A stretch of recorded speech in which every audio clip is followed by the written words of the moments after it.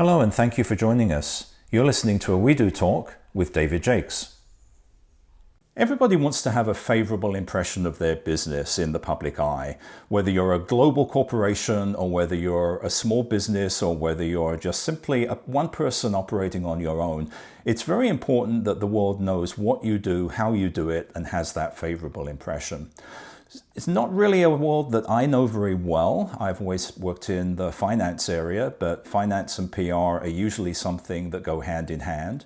And who better to ask than somebody who is an expert in the field? So today it is my great pleasure to welcome to the We Do platform Raj Singh, who is joining me actually from my hometown of London. Raj is the founder, director, and head of public relations for Xclusive PR. And his main focus is working with startups, struggling businesses, and independent artists. So, Raj, a very good afternoon to you. Welcome. Thanks so much for joining me today. Hello, David. Thank you so much for having me. First of all, foremost, I would like to say it's an absolute honor and absolute pleasure to be on your show. And yeah, a very good morning to you in the US. It is about 4 o'clock here, actually. So we are about 8 hours ahead, I think it is. Yeah, exactly. Yeah, 8 a.m. here, 4 p.m. for you. Yeah. The wonders of the internet, we're able to do these at any time of day or night. Absolutely. So, Raj, those of us that have been in business, say, for 20 years or more, have a memory of the time when public relations was more about putting out a press release for a newsworthy item. And that was long before the days of social media. So these days you've got social media, you've got search engine optimization, you've got a lot of platforms that people can use to publish their own stories. So how, in your opinion, does public relations today compare to those days of the past? What are the sort of things that are important to you when you take on a client and start working for them? Okay, so it's a pretty good question, actually, because some clients that I tend to speak to nowadays, whether it's business or artists, they want PR. But I think what they don't understand is what the fundamentals are of public relations and what it stands for, and what it actually does for your business. Now, I think if I go back to your question or what you were saying, what are the differences? I have been heavily involved in the music industry for about 10 to 15 years. And from the early days of when I was doing PR, it was very much so you would write something about the artist, you would do like a background on the artist, put some images together and just send it out as a PDF attachment, and that's it, right? But now, as we are moving forward into more of a digital age and things are evolving and there's new tech available, I think what's happening now is that the press releases are becoming more and more like a mini website. So it's more about the aesthetics, how pleasing it looks. So when someone receives it, it's like, oh, that looks good. And everything is like one click away. So for example, you could basically do one click and go to an artist's social media. One click, you could go to the website. One click, you could download their images. You could download the actual press release or the bio, and one click and you could check out their music videos and you could check out their trailers and stuff like that. So I think that is the biggest difference that I've actually noticed. And I think that going forward, it's going to probably evolve even more, because back in the days, you would send separate links in an email, embed that into an email, and then add like a PDF with images and so forth. So I think that is the biggest difference I've seen. But I think that going forward as well, I think that is going to slowly get diluted, and there will be other ways to actually create press releases. And press releases are important for visibility, and it's just to basically shout about your company if you've made a difference in the community of some sort, to turn bad press into good press. And sometimes you can turn good press into getting more exposure because you made a difference in your community or in an area of your residence, so to speak. One of the things I'll just digress, I'm sure something you'll relate to, but one of the things which I learnt in my days in finance was that PR can be a little bit like getting a notice from the tax office in that if something bad happens, you get a notice from the tax office, the worst thing to do is to ignore it. If you get some bad PR, some negative press, the worst thing to do is ignore it. And I think you have to do something. You have to make it positive. You have to do something. You have to at least respond, right? Absolutely. I mean, I will give you a prime example, right? And I use this analogy every single time someone asks me this question. Now, I don't know if you recall, but last year there was, especially here in the UK, we are, especially in Europe, we are absolute huge football fans and soccer fans, as the Americans know it as. And what happened was the top six clubs that were going to be breaking away from the Premier League and they were going to be creating their own Super League. And the driving forces were the Glazer family and the owners of Real Madrid, or should I say the president of Real Madrid and Barcelona. So that gave negative press. Now, what did Man United do? They went out and they purchased Cristiano Ronaldo, Jadon Sancho, and Rafael Varane to appease the fans, and the fans forgot about it. So that's how you turn negative press into positive press, right? Because you give your audience what they want. Professional sports is quite different from the type of clients that you work with. And so I'm really interested to hear the focus that you have, because you work a lot with startups, struggling businesses, which is an area that I've worked in. I've worked here in Silicon Valley for a number of years. So startups are something that are very close to my heart, very familiar with them.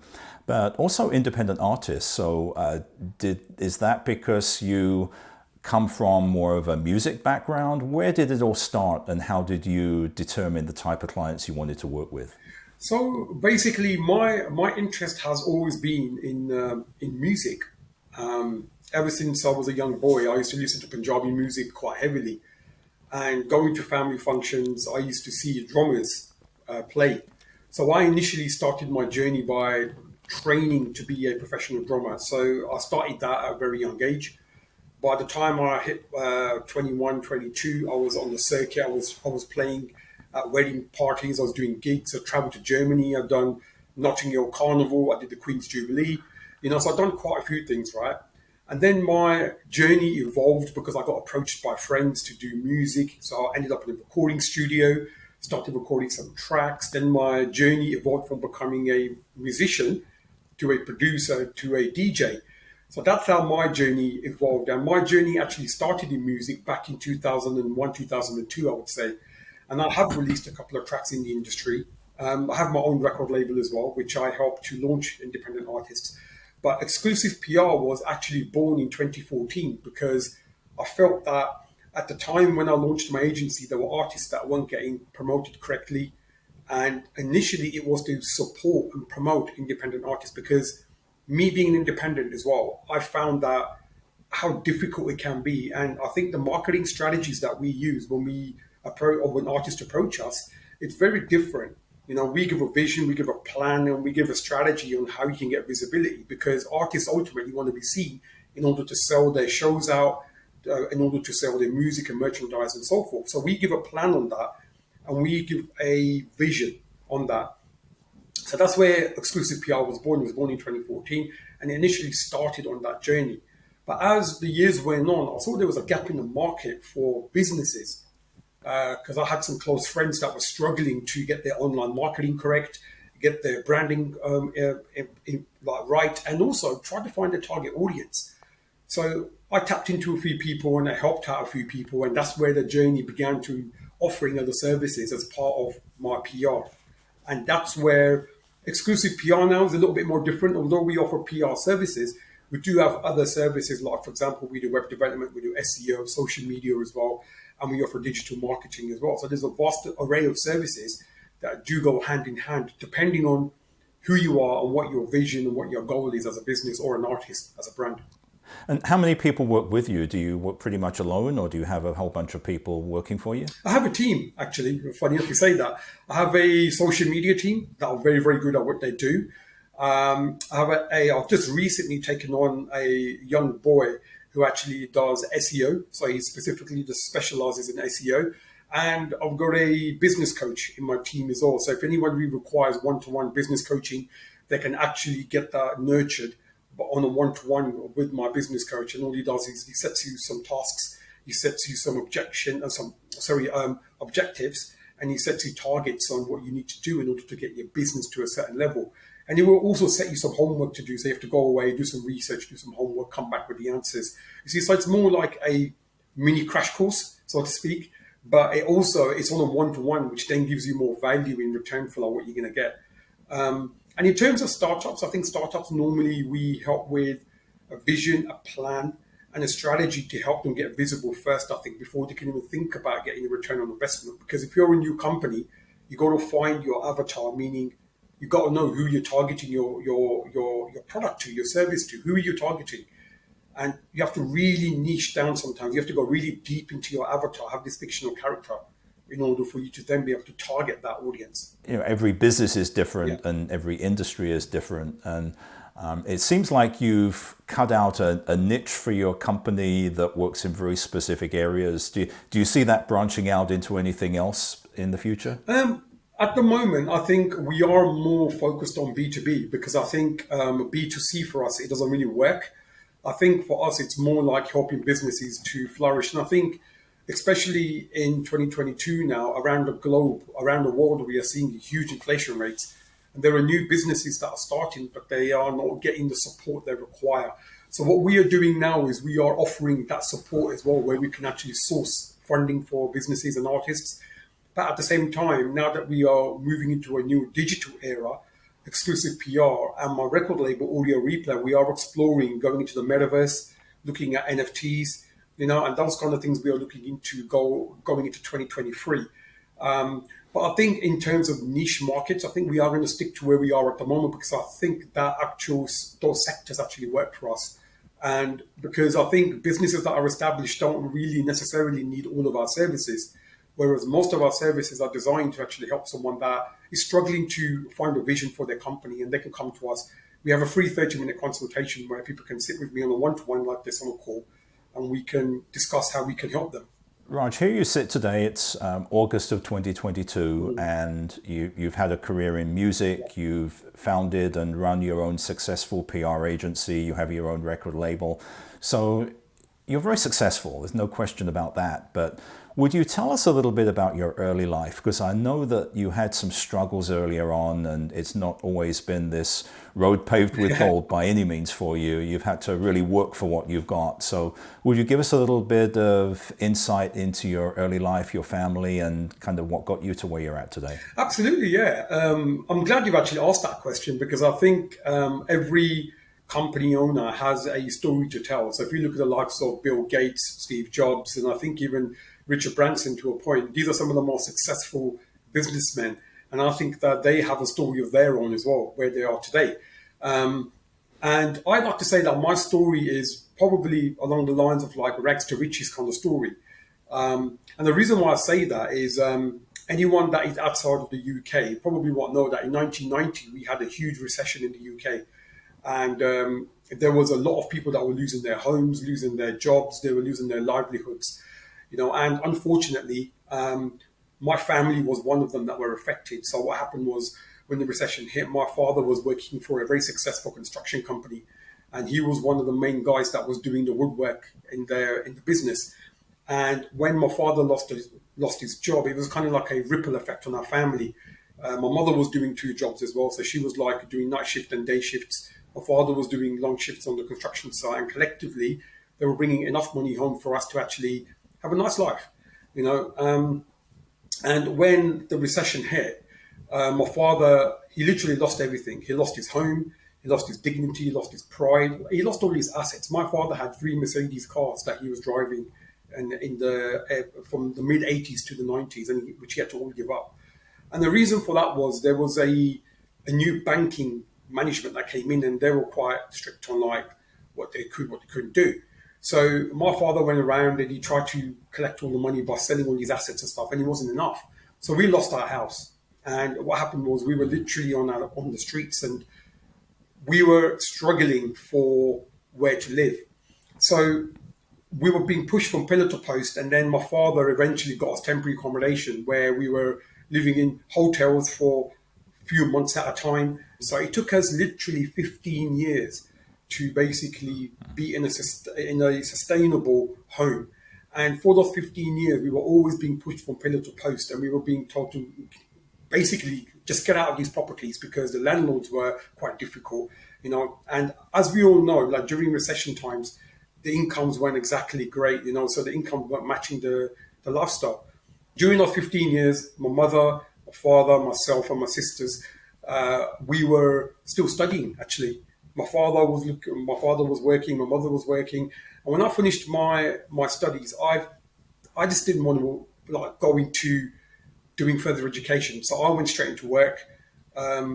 My younger sister was still studying. My other sister, she went straight into work as well. So we were doing things that in our young age we shouldn't really be doing. We should be enjoying our youth, but we went straight into employment.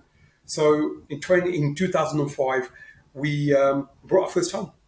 So we pulled together as a family, and we brought our first home. So the ultimate thing was that we had resilience, we had togetherness, we had this will and this desire to have a target. And that's what inspires me, is that my mom and dad really do inspire me, because anyone in that situation, they would have split, would have caused a lot of animosity, and it would have been a broken home.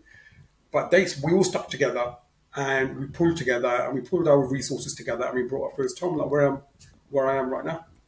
Wow, that's an amazing story, and it does show the power of family to stick together. And as you say, some families wouldn't stick together under the strain, and things could break up and things could go really badly. But that's great that you've been able to stick together and get that strength from each other. So it sounds like you have tremendous admiration for your parents. Absolutely. I mean, I think the thing is that one thing that my father's always said is never give up.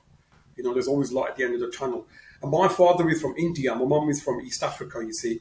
And they met by looking at each other's photos. And they're still together, right? And it's 40 plus years that they've been together.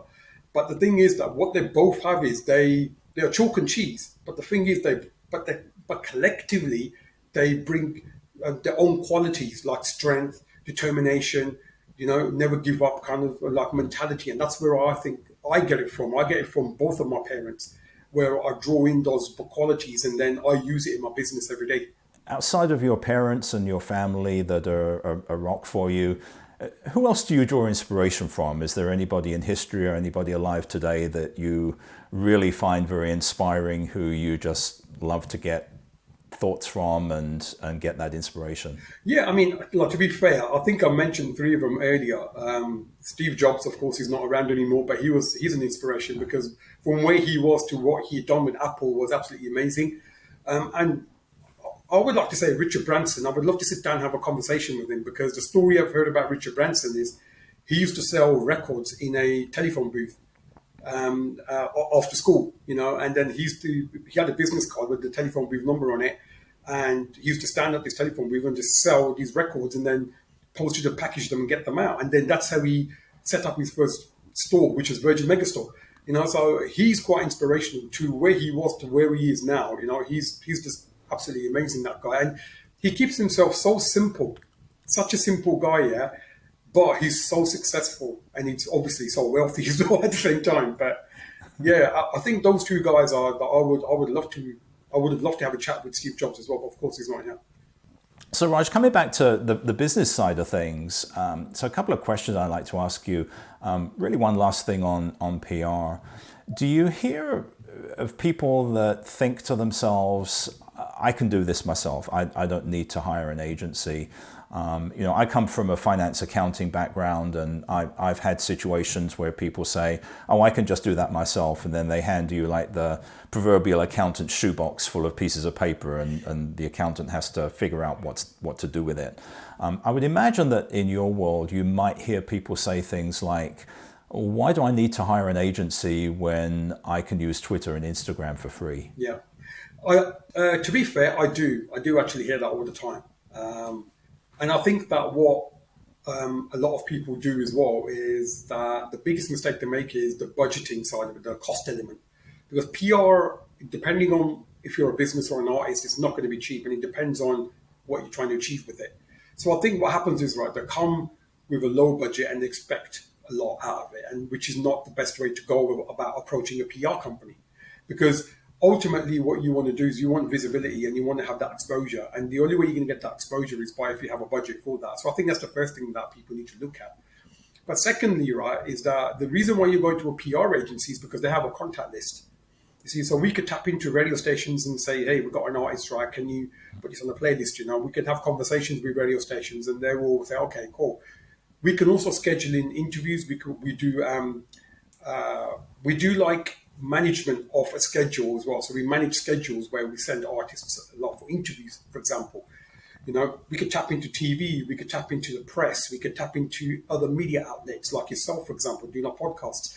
We can also tap into magazines and newspapers where they need to get featured for an interview or just like the press release to be out.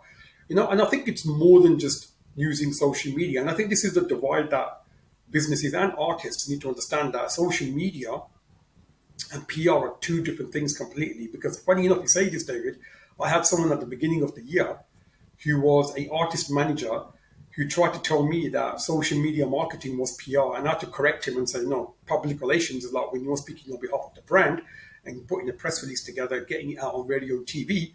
Social media is when you are trying to market your brand online, but trying to get that visibility by putting out a set of content that is going to talk to your audience.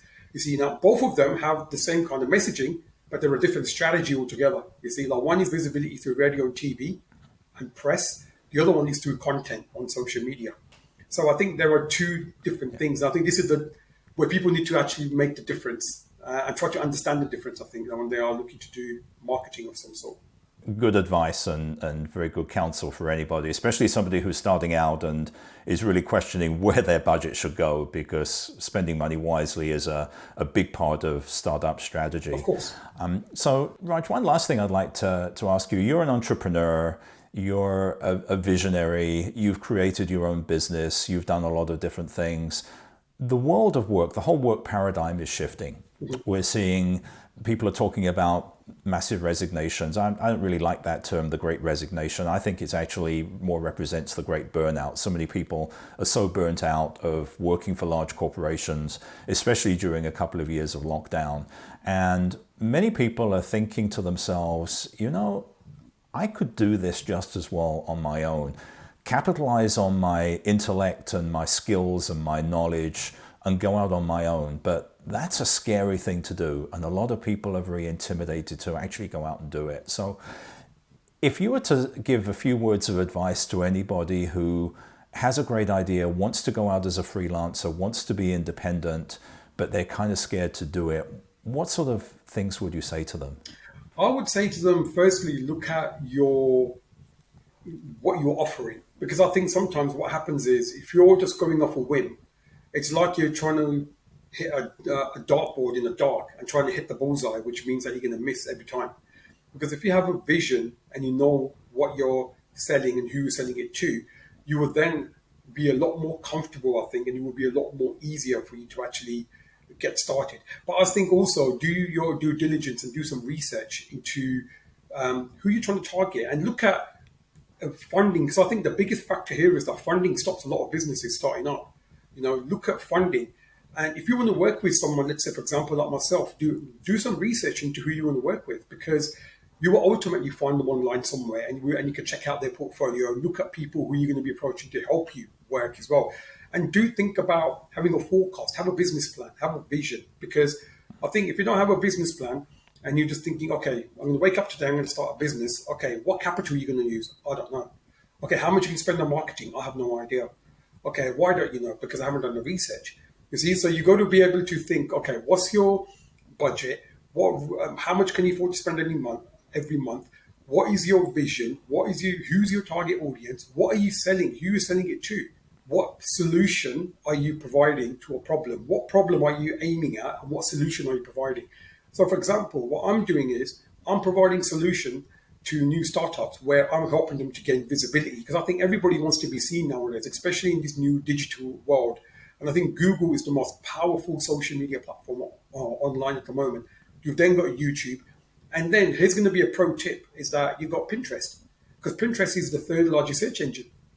There are so many other advanced strategies that I can sit here all day talking about, like keywording, captions, hashtags. There's so many things that go into a marketing strategy that you've got to do research on. But ultimate thing is, what is more important to you? Are you going to be working in your business, or are you going to be working on your business to have a vision to then make money? So that is what you've got to work out. Do you want to work in your business, or do you want to work on your business? I'd rather work on my business, and I'd rather delegate the work and pay my team as freelancers. You see, so try to offer something which is going to be of value as well to whoever you're going to approach. Whether it's a freelancer or whether it's an entrepreneur, you've got to offer value in order to get a return. Yeah. And you know what you say also leads me to another thing about having your plan, having your vision, having your strategy, is that it will change. Of course. And you have to accept that. And your plan today, your budget today, your strategy today, 3 months down the road, that will have shifted. It will have shifted because of new things that happen, market shift, things that you can control, things that you can't control. You can always be forgiven for having to shift your plan or having to adjust your budget. But I've also sat on the investor side. I worked in venture capital for a while. And what you say is absolutely right. That if people used to come in with a very loosely laid plan, not really having one, not really knowing, not really being able to identify anything, you'd shut them down right away, because you're not going to put money into something where somebody just doesn't really know where they're going. And again, you can be forgiven for having a plan and getting it wrong, but you can't be forgiven for not having that plan and not having that strategy. So a great piece of advice. Thank you. Anyway, thanks Raj so much for sharing all your thoughts with me today. This has been wonderful, and it's been a great pleasure to be able to chat with you like this. So if anybody was interested in working with you or would like to reach you, what's the best way of finding you? So basically, the best place you can find me is on my website. So it's www.exclusivepr.com. And as you land on my website, you'll be able to download a free Pinterest guide. And secondly, you'll be able to book a free 30-minute consultation with me, which is worth up to about $600. If you want to check out my socials, you can check me out on Instagram, Xclusive PR UK. You can check me out on all of the platforms, which is Xclusive PR, just generally. So you can check me out on Facebook, Pinterest, Twitter, LinkedIn, and you can check me out on all the other socials as well. And absolutely no surprise that you are everywhere and you're very easy to find. Thank you, David. Okay, Raj, once again, thank you very much for joining me today, and let's keep in touch, and wishing you every success for the rest of the year and into the future. Thank you so much, David, and it's been an absolute pleasure. Actually, being on your show it's been quite fun, to be fair. Great, and thank you everybody for watching. I hope you enjoyed this video. If you'd like to leave your comments below, please go ahead and do so. Subscribe to our channel. We upload a new one every week, and I will see you next time. We upload a We Do Talk every week, so if you enjoyed this one, please subscribe and leave your comments below.